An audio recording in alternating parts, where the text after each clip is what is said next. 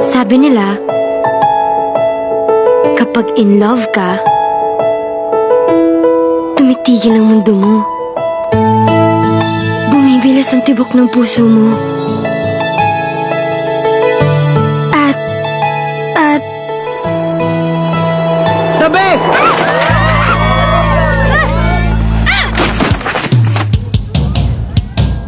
Gangster! A boy trying to find the answers. Gangster? Gangster ang daddy ko? A girl trying to set things right. Aha! At si Athena Dizon ang great love niya. Together, they discover a love too great to die. Matindi nga tong si Kenji eh. Itinuring niyang Reyna si Athena. Oh, kapangalan mo pala. Ibig mo sabihin nagka-GF yan? Mahal na mahal niya yun. Kahit break na sila. Nasaan siya? Sino? Yung magandang Athena. Magpapanggap kang girlfriend ko para magselo si Athena. Ano? Athena, sige na! Sagutin mo na si Kenji! No, no, no, no. Say yes or die? Wag! Pa, si Kenji po. Boyfriend ko. Oh, Athena!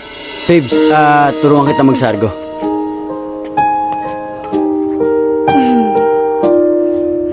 That's my Kenji! My sexy love! Go sexy! Go sexy! Go sexy, sexy love! Okay na.